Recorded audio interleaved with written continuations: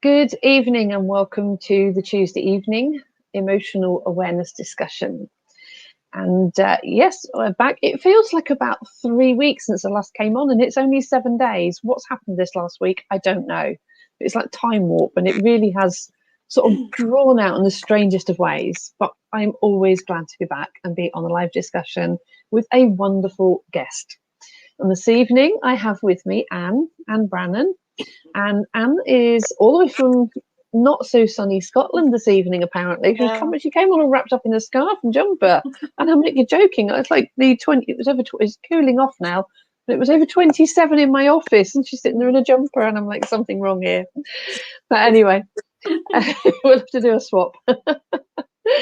So Anne is with us this evening to talk a little bit about charity that she works with called FAMS, which is Families Affected by Murder and Suicide, and also some other topics as well. We can, as we've just put it quietly in the background before we started, we're going to just meander through the conversation tonight and see where it goes, and possibly a little bit about emotional sabotage as well.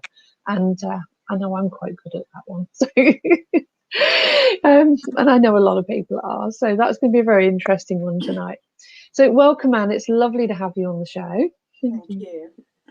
And yes, so let's start by, please give us a little bit of introduction to yourself and a little bit more about FAMS and the charity that you work with. Okay. Oh, and hi, Yvette. Obviously, with my accent, I'm Scottish. The charity, as Kay has just said, is Families Affected by Murder and Suicide. We're based slightly out of Glasgow, about 9 miles north of the city. Okay. It came about in 2013 because one of the co-founders' son was murdered, and they had nowhere to take that huge shock, that huge trauma. And there was no charities, there was nothing. It was like you can go on to all sorts of sedation, but nowhere to talk, nowhere to. So the family, FAMS was founded, and out of pretty awful circumstances, as you would well imagine. Yeah. And then it's grown and developed, so much so that at the moment we've just started an administrator, a development worker, and a support worker. Yay! Oh, great news. Oh, that's fantastic. Yeah, wonderful for us. So yeah, we're busy. Yeah. Kay, I wish we could say to you we weren't busy, but we are. Yeah. We have a support group that runs for people affected by murder specifically, and there's 40 people in that support group. Wow.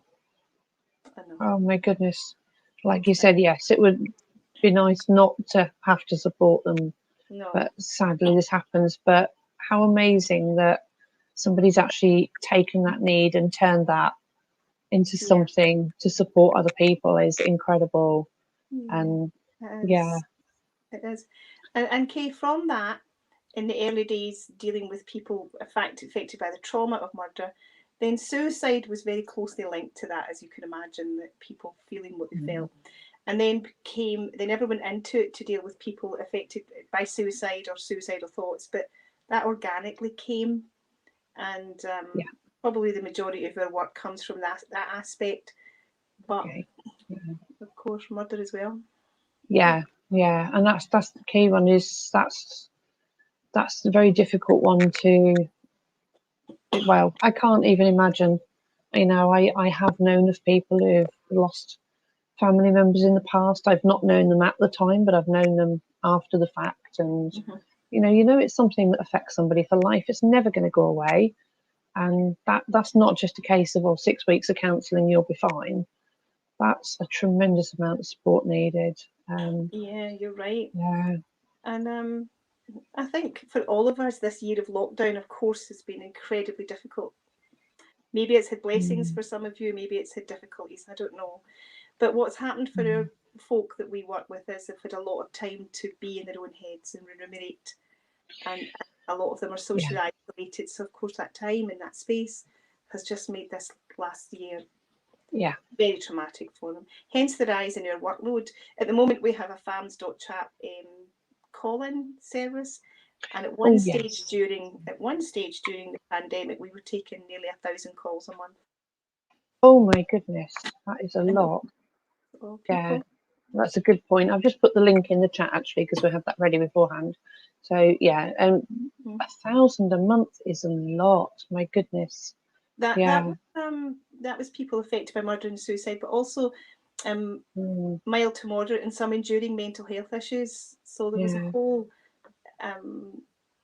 thing going on. So yeah, we have 27 volunteers. We have FAMS.chat from 9 in the morning till 10 in the evening, 7 days a week. But at the height, and when you're saying like sometimes you have like 40 people on cases, is that because one person being murdered doesn't just affect one person?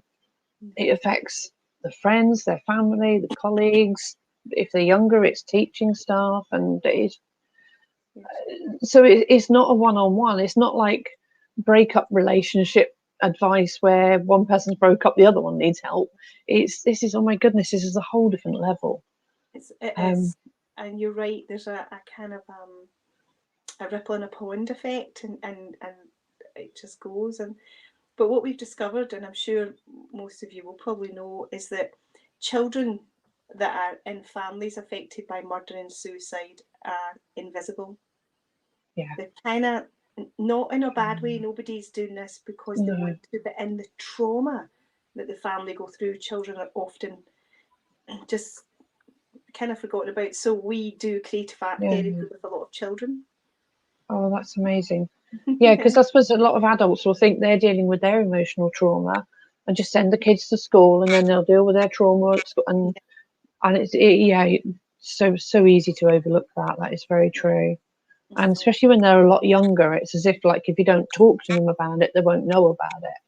But actually, I think probably they're a lot more empathetic than we give them credit for, and they pick it up. They pick up the vibes, and they pick up, what's going on in the surroundings. So, yeah, it's incredible. So what sort of age range do you cover from?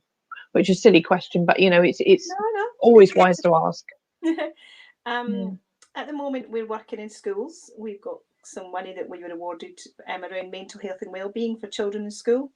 So our youngest child in school is your year 3. What's that? About 8-year-old, I think. We slightly different. Yeah, you got reception. Year 1, 2, 3. So that's 5, 6, 7, 8, 8, 9. Yeah. Long time since I was at school. Yeah, me too. And I know you call it something different. My son goes to my grandson rather goes to school in Brighton. So when he talks about reception and things, I'm like, but anyway, 8, and the oldest, I think probably about 80, maybe. It's a huge, huge swathe of people. Yeah, oh, it's incredible that you're able to cater for all of that. So you say, how many people in the charity running this now altogether? Okay, so there was 3 founders. There was the mum who lost her son and 2 aunties, and now and for the majority of the last, I'd say until last year, they were running it just as much as they could in church halls, wherever they could, and then they got a base, which was grand. And then during lockdown, it was flooded. You're like, really? No. But Kay, if it was going to get flooded and then we went there, and the insurance company's been very generous, let's say, so we've got this beautiful new centre that we wouldn't have had. So there's a blessing always. Oh, that's amazing. And so we've got our own centre now, which is really lovely. But yeah, I probably drifted off the question there. So we've got a centre, and we're up and running. So we've got staff, which is lovely. We've got 3 or 4 staff now. We've got 5 therapists, CBT therapists, and play therapist, and there's a name for it. It's something to do with eye movement. I'm sure somebody. Oh, I know what you mean. Oh, what's it called? EMT. Eye movement for EMT. Yes. Yes, fascinating. So we've got 27 volunteers. We've got a youth steering group, a main steering group, and today in the centre we had 3 puppies, 1 dog, and I was thinking, and all it was missing was a partridge in a pear tree. Oh, bless. All these dogs, you're like, well, what's happening here? Oh, that's incredible. The founders would say that FAMS was founded in love. And that's, you know, we have targets like we all do, and we need to do this. But if somebody later this afternoon, somebody came in tears, and everybody just downs tools, and then there's this huge support that just happens. You know, somebody makes tea, somebody finds a cake, somebody finds a blanket, somebody will find a cuddle. Yeah. Oh, it's amazing. Yeah. Yeah. It's very difficult at the moment, but yeah. Yeah. A blanket's a nice idea because you'll hug it around yourself. So I like that idea. Yeah. You can just tell them squeeze and they hug themselves and that's from you. Yeah. And then cry. Just a cry when you feel safe. Yeah. Yeah. It's important though to have that safe space to feel like you can let go and cry. That is important.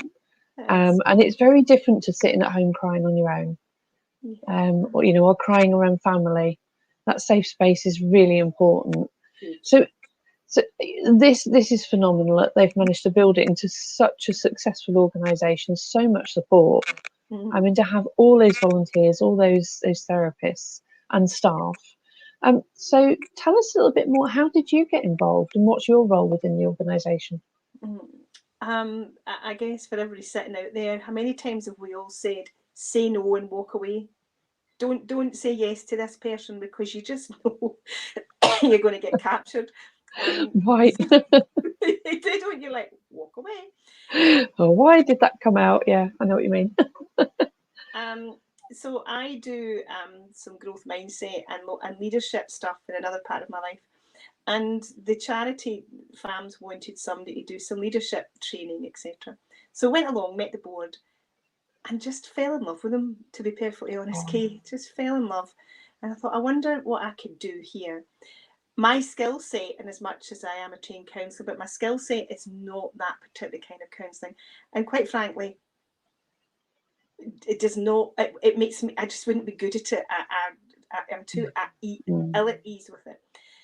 So I thought, what will I do? So about 18 months ago, I thought I could write some bids. I could find some money so that they could keep going doing what they do. And then lockdown happened. And then in a funny way, funding was more easy to get. I don't know if anybody has found that, particularly in Scotland anyway. And to date, I've managed to raise £120,000 for them. Wow. I know, it's a lot of bid writing. Yeah. Excuse me. And so that's how I got involved. And now I've written a fundraising strategy and stuff like that. But I don't have much to do with the core business. I feel like my gift to the charities to do that so they can do what they need to do. So that was amazing. How I became involved. And the co-founder, Anne-Marie, she's impossible to say no to. I mean, she's just like, I said, do you even know what no means? No, listen, just one more bit. And I think, well, I've had a penny for every time she said one more bit. It's wonderful. Yeah. And probably says a lot about how it's become so successful to start with. if she's hard to say no to. Yes. And I think the other thing I always walk a line with is to remember that the person, the co-founder, Anne-Marie, and her sisters are trying very much to do this, but they're still dealing with their own trauma. And there are days that are really hard for them. You know, they're walking a line of doing this, but they've got their own stuff. And so there has got to be a lot of compassion, no blame culture. If something doesn't happen, it doesn't happen. If something doesn't go right, okay, we'll fix it. So I think you have to be mindful when you're working with people affected by that when they hear something, it bounces off them, doesn't it? You know, you hear it, you think, God, that touches my stuff. So we're always being kind of careful with them, not wrapping them up in cotton wool. They're tough birds. They've got to be. Yeah, and like you said, it's important. That's amazing though. That they will always have their own things to deal with. Like you're saying, it must feel difficult from at times when the people come in and like almost renew wounds at times. Where they want to be healing, it must be almost like reopening for them. But at the same time, to be able to offer that comfort to somebody else is healing. So it's sort of like a double edge, really, isn't it, for them? So it is. And the building that we're in is called the Paul Gerald Lighthouse because Paul Gerald was the young man who was murdered. And they had this, the logo is a lighthouse, and it's this kind of spreading the light, you know, being a beacon in the darkness, all of those analogies. Yes, yeah. Just beautiful. No, I get that with the analogies, because I've one of the things I get hooked up on a lot is when people tell people, oh, there's light at the end of the tunnel. That's the one I get hooked on.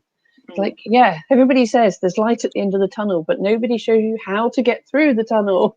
And I get so frustrated with that analogy. But I do get the point of a beacon of light. And when my son was coming through depression, and I, oh my goodness, I cannot imagine the stress of going through that trauma after losing somebody. But I know the stress as a parent I went through for 12 years, and my son was suicidal. But thankfully, he's still here today. He's turned his life around. He's a completely different person, an absolute rock for me now. He's almost been like my beacon of light this last year. So, I understand to a degree the stress involved with that level of emotional difficulty around somebody who's suffering the stress, the depression, anxiety. But yeah, my son said to me when he said, thank you for never giving up on me. And like you said, having that safe space to talk is so important. And he said, we talk about the analogies, and I love this when he said, because I was talked about light at the end of the tunnel, or, said everybody says there's light at the end of the tunnel, but it's showing them how to get through that. And he said, I know, he said, because I used to ring him every single day at one point. And I said, as a deal I made with him, and I didn't even give him a choice in his deal. I just said to him one day, right, that's it. I said, I've had enough. You're going through all this. I said, I'm going to ring you every single day until you sort your life out. And I sort of said it like a threat. Like, if you want me to stop ringing you, you've got to sort your life out. Something. I need to know, okay, Mum, And it was at the end of it, sort of a couple of years down the line, he said, thanks for never giving up on me. And he said, I know some days you rang me and I didn't do anything. He said, and there were days when you rang me and I took steps. He said, but every day you phoned, it was like somebody shining a torch for a few minutes. And he said, the days that I didn't take steps, I could at least still see and plan for the next day. So he was still grateful for that. And that really stuck with me, that it seemed like so much hard work and stress at the time helping him through. And like, I was ringing him every day. Some days it just felt like, felt like we made progress, and the next day, like, we'd taken 10 steps back, and it'd take you weeks to get back there. And then he just, it was like always taking steps back more than forward. But for him to say that at the end, he said, I knew it was my own journey. He said, but the fact that you were just there with me and shining a torch, he said, that made all the difference. So I get it. And I understand, for these people, I understand people have helped me through things. So I understand that, on those dark days, nobody can make that journey for them. Nobody can heal for them. But just having that light is so important, so crucial. It really is. Yeah. That's beautiful, Kay. Yeah, you're absolutely right. I think one of the things about FAMS I hear again and again is you're, as mums, and we have love and commitment to our children, and we'll do anything, but many of our service users have no one. And you can just imagine how hard that is. But I've heard time and time again people say FAMS is like a family.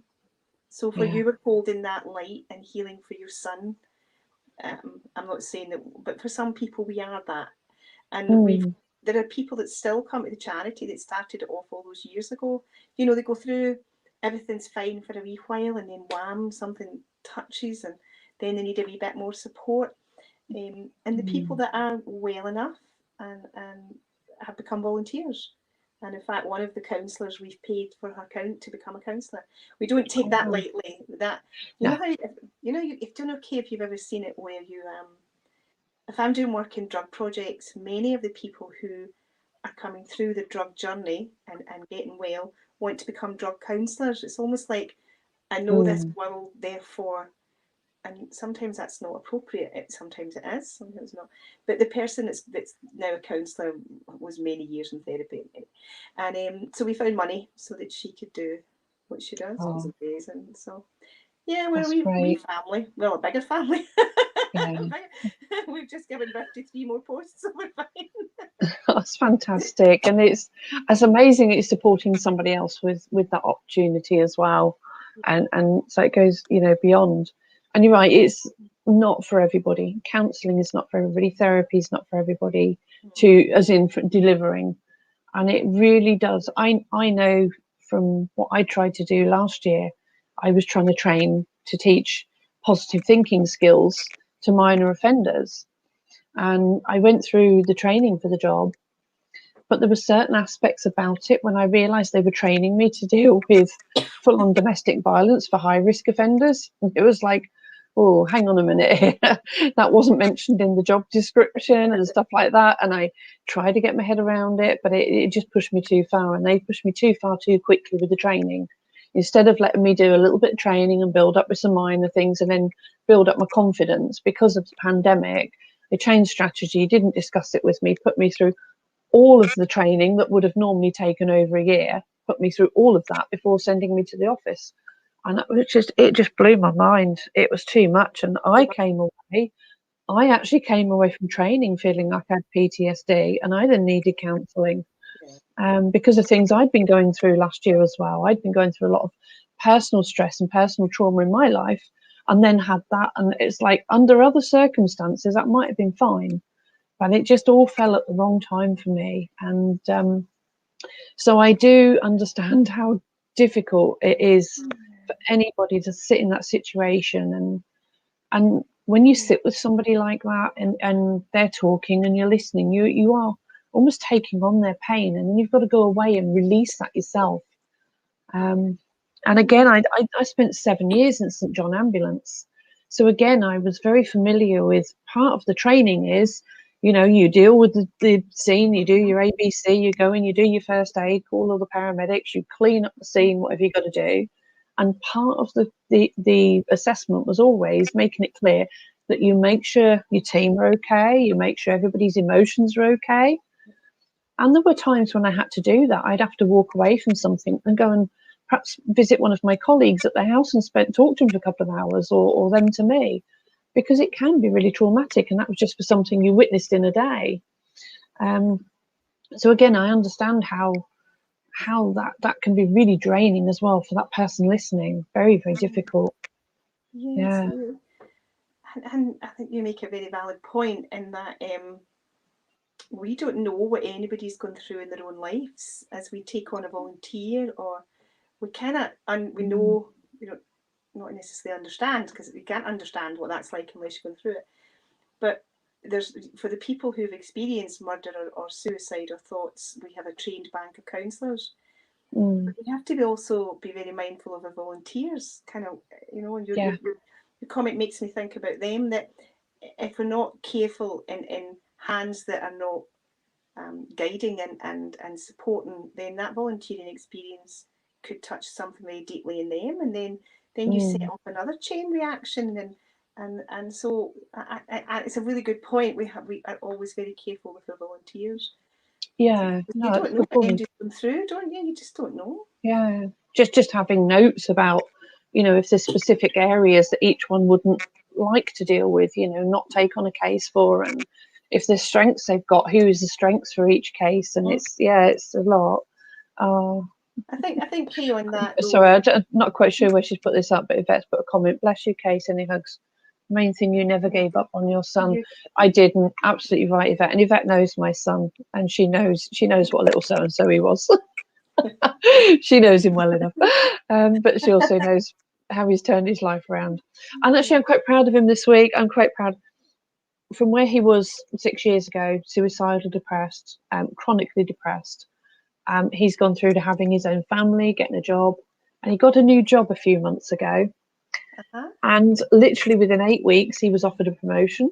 Not a promotion, he was given a pay rise within 8 weeks of his 12-week trial. He got pay rise ahead of time. And then they said to him, would you consider a promotion? So he went through the application and interview process, and he had the interview just over a week ago. And yesterday officially started a role as a trainer for his department. At 26 years old, he's already been promoted to a trainer. So I'm like so chuffed. Happy mum today. Happy mum this week. Mum, you should be. Oh yeah. Oh, he's done so well and turned around, so resilient now. It's unbelievable. Completely different story. So. But you helped him through that, Kay. You were his light. So So when you congratulate your son tonight, make sure you congratulate you. I will do. Yeah.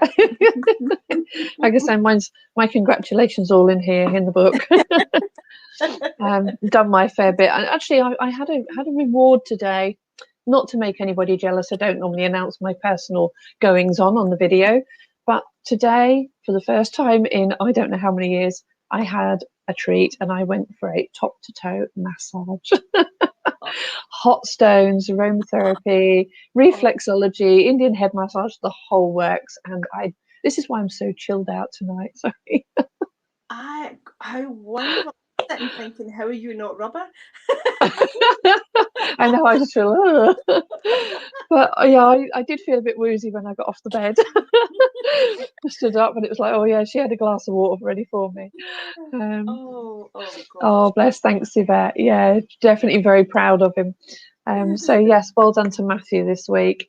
And yeah, he's got his second child on the way this year as well. An amazing dad. So yeah, complete success story to where he was 6 years ago.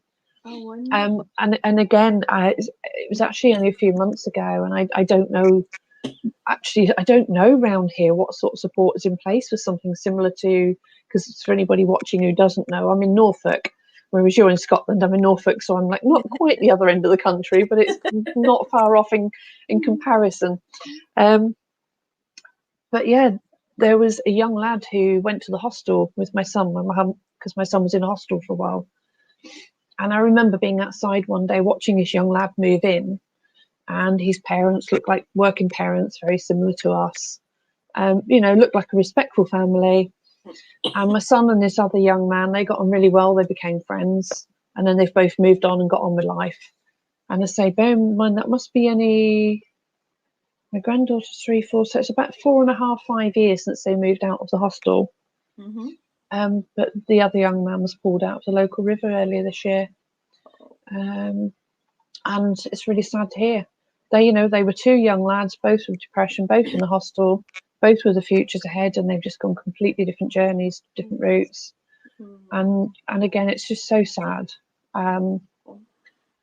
But it'd be really good for me to actually get on my website and start compiling a list of all the charities that people can reach out to. I do these weekly videos. They're on YouTube, they're on Facebook. I share them on LinkedIn as well. But it'd be a good idea. These are compiled in a list, so anybody watches any one of these, I'll always put the links in the chat. But yeah, it might be an idea if I start putting a list of some of those charities on the website. Yeah.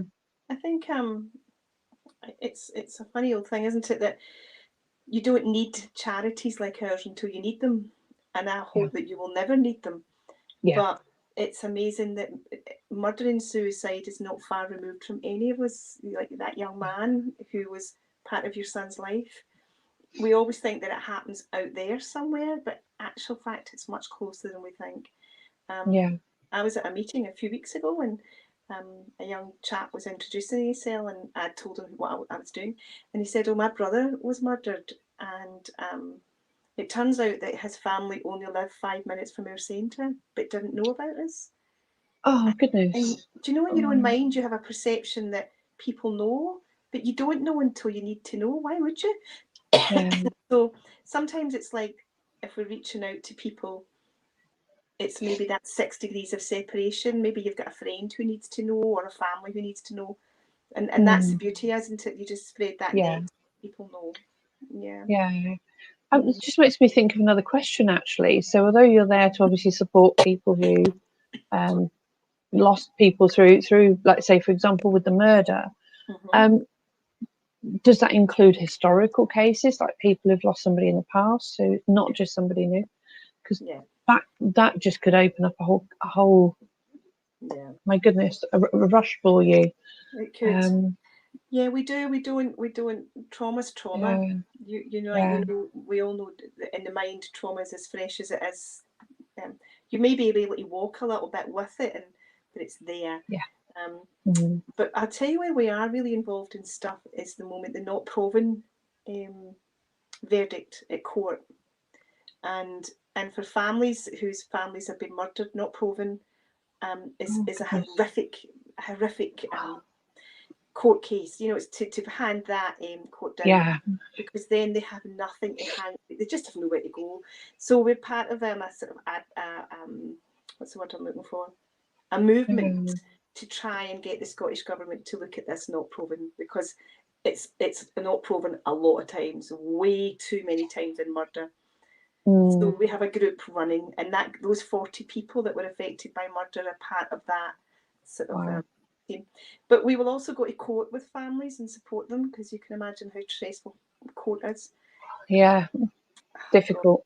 Difficult. And so we'll be there as long as it takes. And if that was yesterday or 5 years or 10 years, we just go. We found money to take on a judge. This is going to be yeah, we've taken on a judicial system. This should be fun and games, but that's a lot of money. Good luck. Yeah, good luck. Who knows? Who knows? Even if we just get to the raising awareness stage that says this is wrong, that finding they're not proven way too often is wrong. These families are suffering enough. Yeah. So if it's not proven, it needs to be continued rather than dismissed. You mean? Yeah. Yeah, not proven. What does that mean? Yeah, it means they haven't done their job right yet. Yeah. Not found the evidence they need. Yeah, we went through this judicial session for 5 years to be told it's not proven. God. That's horrifying. That is a long time to drag something out. And actually, just in my mind, brings up, because when we're talking about murder in particular, over suicide is obviously self-inflicted and it affects the self-family.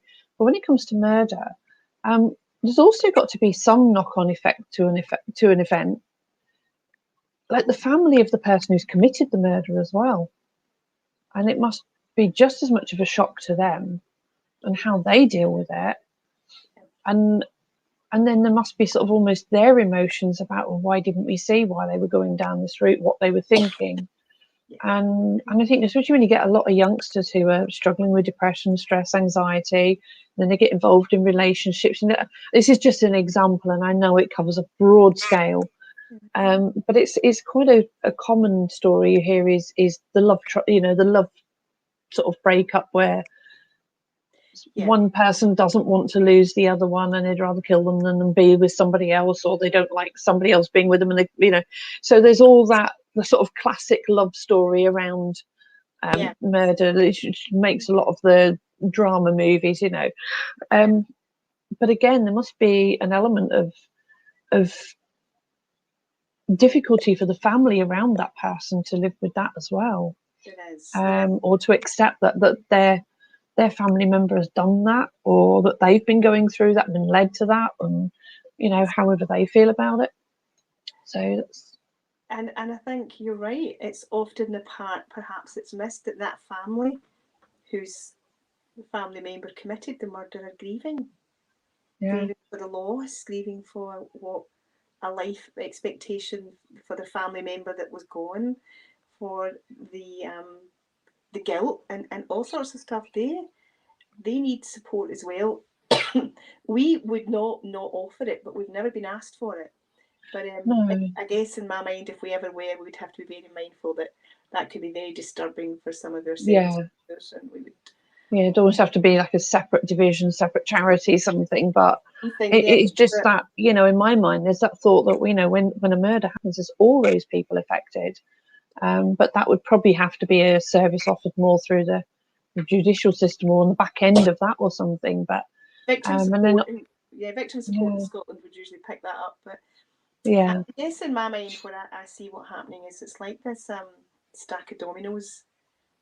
And when one's pushed, that huge domino effect or that ripple in the pond for the person that it happened to, the family of the person who done it, educate. I mean, it's massive. It's just massive.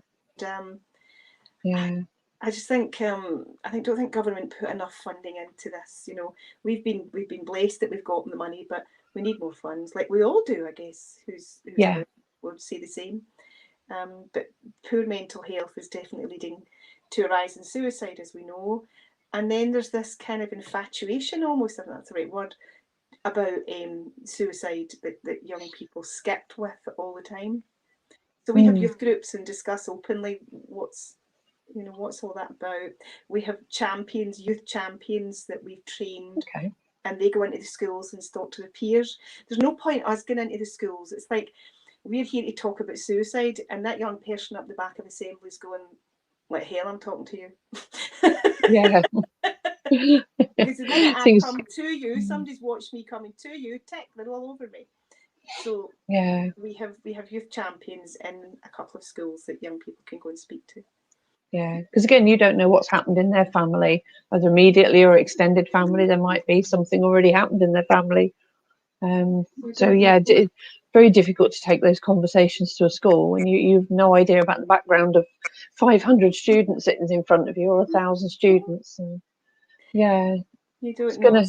We very gently just have, Mm, in 5 high schools we have champions that and I've just put another funding bid in for a youth worker. I don't know where I'm going to fit all these people in, and so that we could get a youth worker to work at night time with some youth groups.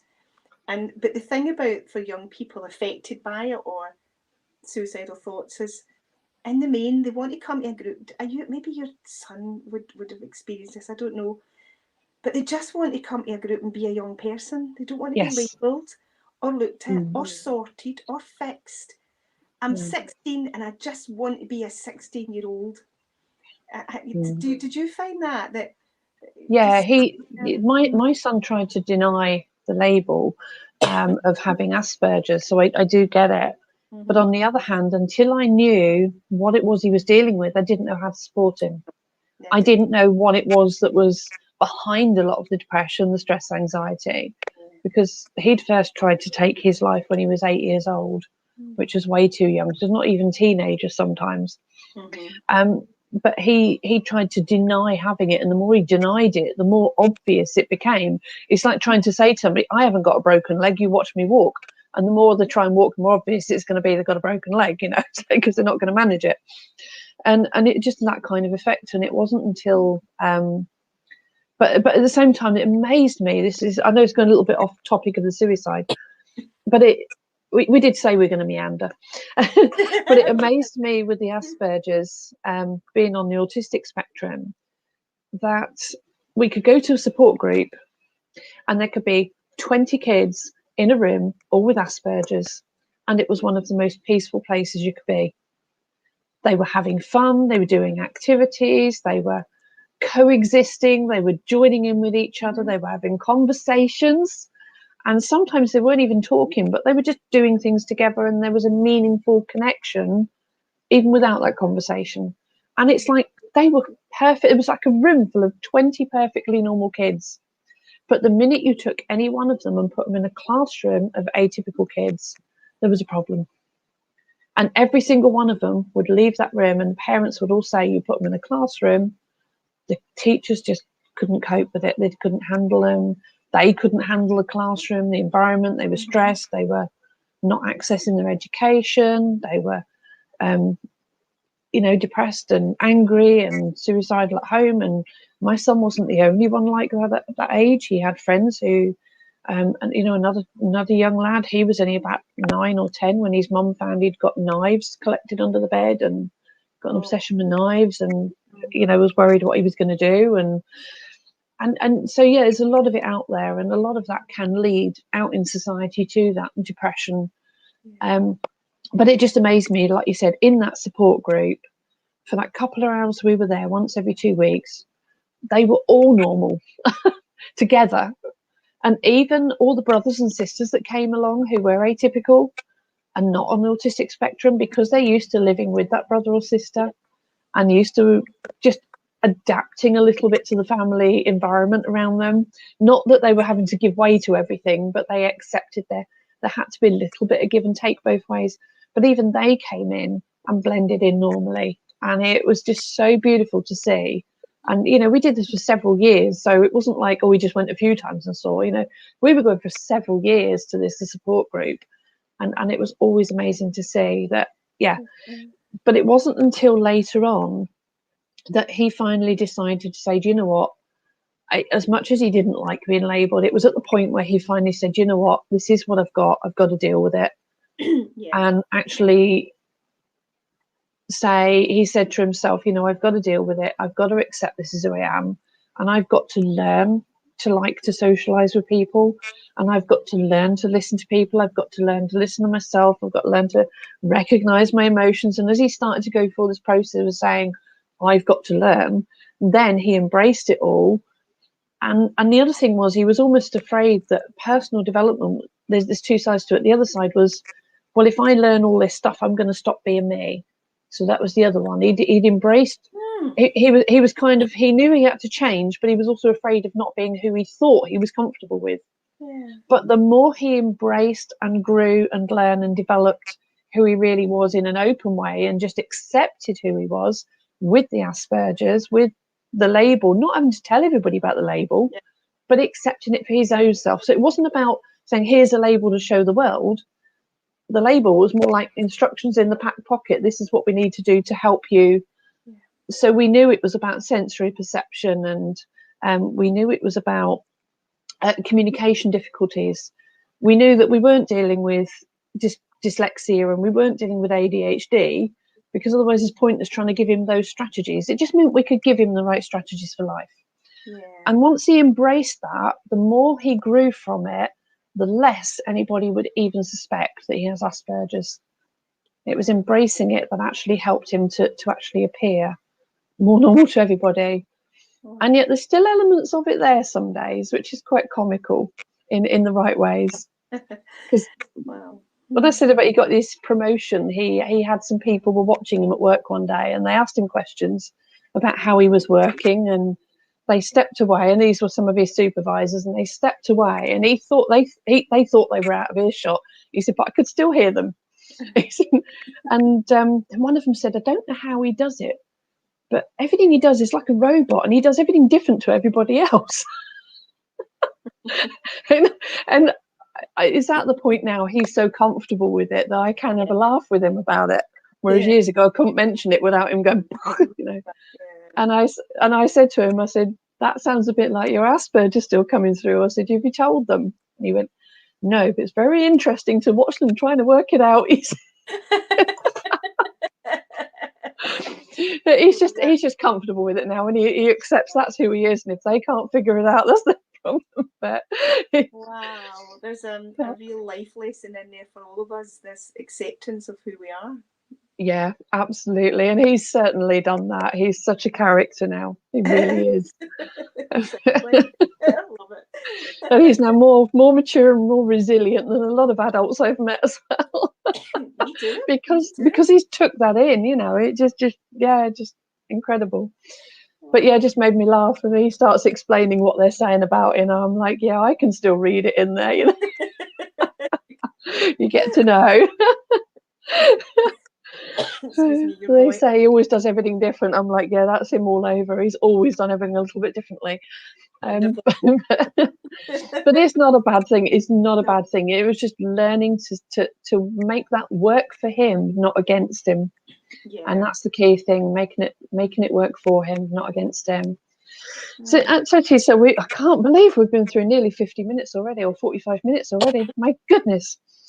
So we talked a lot about, obviously, FAMS and murder and suicide, and obviously there's the level of suicidality, and I'm well aware from people I know, families I've known in the past, that if one person in a family has committed suicide, there's often a higher tendency for other family members to follow suit, like between fathers and sons, or fathers and children, and so on, or brothers and sisters. So it's like, you know, helping people become aware of, like, not passing that on because one person has, that there are better ways to deal with things. So one of the things you mentioned is you do a lot of other work as well, and you talked about self-sabotage. So I wonder if there's a good point to lead into that other key word there, and sort of look at me meandering purposefully. And they're like leading in, you know, we mentioned self-sabotage, and I think a lot of that's all interlinked in depression, in suicidality, is that self-sabotage. I'm not good enough, I'm not worth anything, nobody wants me, or they did it, therefore I'm prone to it, and it's So yeah, I'm going to hand the floor back to you and say, please tell us more about this. Yeah. So to contextualise this, this that I'm just about to just give you a quick story around would not work for people with you know, the explanation would be almost patronising when you're deeply in depression. And so along the continuum of wellness, I do some other work around growth mindset. So it's not to do with FAMS. But the best way I could get to describe sabotage, and I wish I could all see you all, but if you could put your hands up, who sabotages? Yay, me. Well, I'll do it for you. There we go. I know I do. I could write a thesis on it, Kate. So good at it. So if you think about the mind in three components, this is just dead fast, okay? But think about the conscious mind, you know, the things that we hear and see and experience. The sun coming out now, like typical Glasgow, comes out at This house is going away. Yeah. and I think send it up.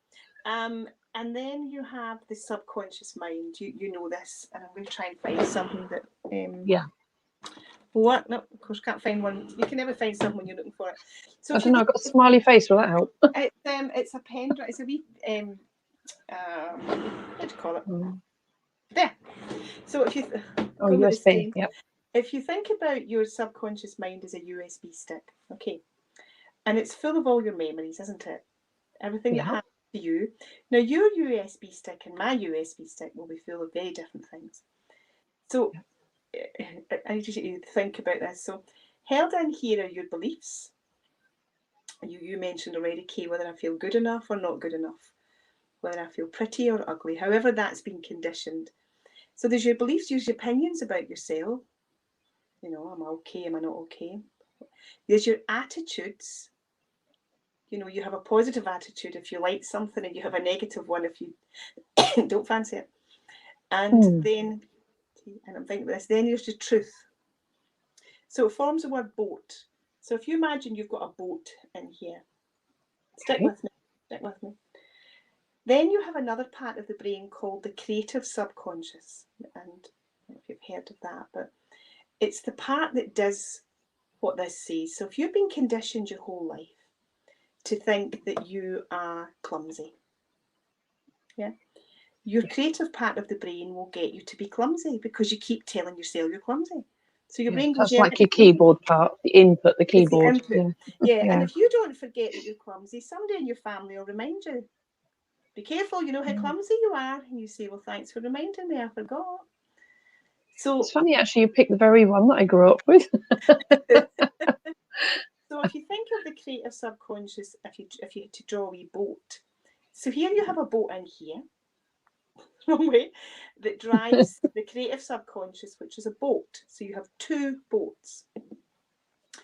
So I am, to give you a contextualise this, imagine that you've had your heart broken. I don't know, Kate, if you've ever had that, but you know, we've all had a wee heart broken, I suppose. So I'm going to use this. I'm not going to be gender specific, but you could have that you decide to get involved with someone else. So this man or woman comes along, and you know, you have the honeymoon period. Oh, I love you, and I love you, and you're marvellous. And then about 3 months into it, you think, maybe not so much. And then, so you begin to see faults. So you perceive in your brain, what's this leading me to? Your boat then goes, nothing good. Remember the last time? Here we go again. And then you might kind of flip your lid a bit, only because he or she might have left the toilet lid up or didn't put the milk back in the fridge, and then your brain goes click, click, click, click, click, click. Remember the last time? Who does he think he is? I'm not picking up his boxer shorts. Pick up your own shorts. And your brain then begins to tell you, this is leading me to nothing but trouble. Makes sense? And then you begin to look round and you see other things that bother you about that person. And then, Kay, because you're my best pal, I'll come to you and I'll say, Kay, he done this or she done that, and you go to me, I know, Anne, you should get rid of him pronto, or her. So you don't get involved with the new relationships and the new opportunities, not because you have the potential in your future to move forward, but you're holding on to the boat of the past. You won't get involved with the new stuff because of the old stuff. You won't take on a new job because the job advert looks like, oh, I can't do that, or the new manager looks like the old manager who you had terrible problems with. Now, I can't help how I look, and you can't help how you look, but somebody else might think, oh, no, Anne looks too much like that, I'm not doing that. So we self-sabotage our boats. And what we do is, with negative self-talk and low self-image and worry, we sink ourselves. We sink our boats before they've even had a chance to leave the harbour. We're sabotaging. And we're sabotaging based on our past, with our conditioning and our beliefs and our attitudes and our truths. There's so much more I could talk, but that's essentially what we're doing. I guess that makes sense. It makes perfect sense. Like you said, you have no idea what other people are going through at times. So to me, that makes perfect sense. And then you go into work one day and you're in a bad mood, and then you think, and if he says a word or she says a word and I'm not staying here, and then maybe, Kay, you and I had a disagreement on Friday night. You pass me in the corridor on a Monday. You're dying for the loo. You're running. You don't say hello to me, and I go, see, told you. Told you this fell out of me. Told you. I've been thinking about that all weekend. So this we think about, and we think about, and we think about. And then it goes. So one last thing that I'll leave you with. How many thoughts do you think we have a day, Kay? Oh, it is in the thousands, if not higher.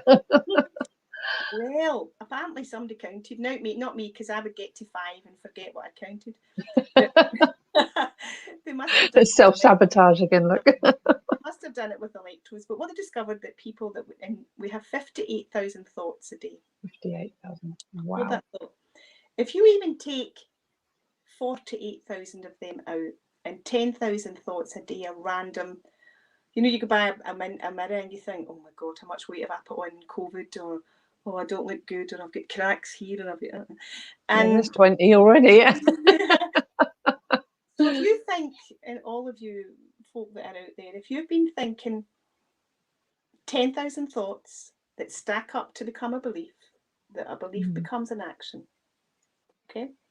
And you and your memory stick have put 10,000 thoughts a day that form beliefs that stack up to be 10,000 thoughts a day times 365 times 40 years. You'd better believe that when you say it's just a thought, if that thought becomes an action, you've cemented in here and you'll sabotage against him. Yeah, and that's incredible to think of that 40 years with the memory sticks in here, actually, plus a few more. You can add on at least another 25% for mine. So that's a lot of memory sticks in there. Your boat full of negativity and put down is sinking. And it's sinking before you even put a foot forward for your new opportunity. So be careful what you think about. Think about what you think about. It's amazing you've said that tonight, because that's the thing. I did go through breakup last year after 28 years, and I have found it very difficult. And that's been the hardest thing for me this year. Tough year. Is letting go, not just letting go, but moving on. And it shook me up when he moved on within weeks. After all those years, he literally moved on within weeks, and I'm finding it hard. So yeah, you like you said, it's easy to bring up old wounds, but it's something that's been going through my mind a lot. Is until I can find that way to move forward, I feel very stuck. But I know there's no hope of going back either. There's some things, when they're broken, they're not going to be repaired. And you're in that. The Sufi mystics call that in the middle bit, the gap between the in and the out breath, they call samadhi. Oh, I've not heard that. And where you are right now is the gap between the in and the out breath of life as it was and life that will come. You're just in the gap.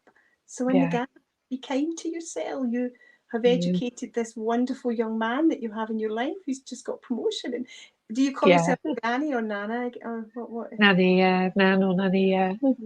So there's another life coming to your family. And, so be kind to yourself, Kate. Just, you're doing a great job. Doing a great job. Yeah, and so are you. You really are. With the people you're mhm. helping, it's amazing. But yeah, no, to me it's Nan, because in our family we always wanted a way to differentiate between the generations. So it was Nan and Granddad, and then we got Gran and Grandpa, Grandma, Grandpa as the next level. Mhm. So we've always had to pass that on. It gives us that generational respect as well, and that's just kind of carried on. But yeah, Oh, yeah, wonderful. So be okay in samadhi. It's will okay. do. But it's like when people say take that leap of faith as well sometimes, and you're like, take a leap of faith, and then the other ground's taken away. But with it's very similar. It's like suddenly you're like, you've taken that leap of faith to do something, and then it's like, well, where am I going to land? And it's like a year later, you're still trying to decide where am I going to land, and it's like being in free fall for a year. Who took the ground away? Who done that? Yeah, like where's my safety net? Oh dear, it can be, emotionally, it can feel very, very sort of lost at times. So I get that. That's a whole other conversation. And that's We talk grief. about self sabotage, That's grief. but with what you're doing with the self sabotage, and like you said, it's like you do get in that thing. How can I move forward when I went through that? And also other things in the past, and even from 30, 40, 30, 35 years ago, how can I trust again? And that's the thing, you start to question yourself. How can I trust again? Trust again, yeah, and that's a long one. That because there's grief, there's the grieving process in there as well. Yeah. And it is, and you're saying that because it's grieving is, we've talked about murder and suicide and the grieving for that, but there is grieving when it comes to separation and people losing love as well, because it's when they're younger, like you said, you get heartbreak when you're younger. You meet somebody, you break up, you have heartbreak. But for somebody who's been in a relationship for as long as I have, for say 28 years, you're not just grieving like with a broken heart. There's a lot more to it, and it's like I no longer have a whole family. My family's divided, and it's like that sense of grief. For me, it's like one of the most amazing things growing up was having days out with my nan and granddad. My grandparents were a huge part of my childhood, and to me, that's something that's been taken away from my grandchildren as well, because the other side, their grandparents already separated before they were born. But for us, we were nan and granddad, and it's still hard a year later when I go round there, and the first thing I hear is always granddad, or oh, granddad came over yesterday, and it's really hard. And so you still have that level of grief. And then there's also the lifestyle that you had, like we had to sell the house. So I've lost the house, we lose the house, the garden. I lost my job in the middle of all of that as well. So, and it's like, then we get put in lockdown. So for me, it was just like whammy, whammy, whammy, all one after the other, last year. And then you're sort of grieving the fact that it's like, okay, during the week, you can keep occupied, doing your work, whatever you're doing.